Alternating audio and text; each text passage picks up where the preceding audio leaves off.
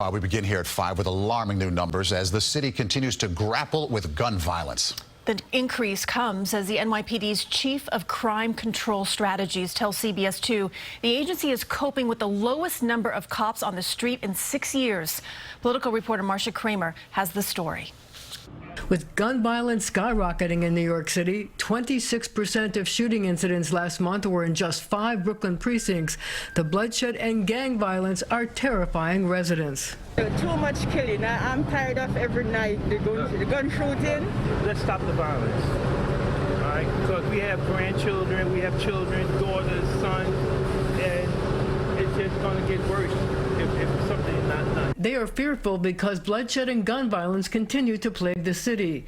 There was a 166% increase in shooting incidents last month, 242 compared to 91 in August 2019, an increase in every borough except Staten Island.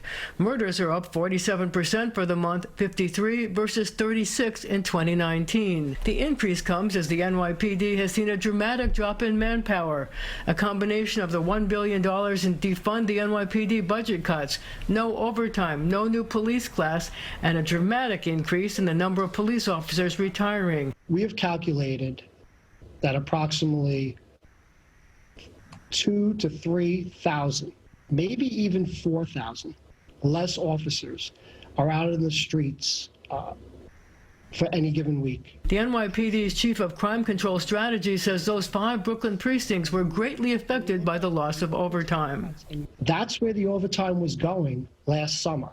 The overtime was going to the most violent commands in New York City. Mayor de Blasio says he's putting his faith in community violence interrupters known as Cure Violence groups. We've seen stunning success in the past. We know it will take root here again.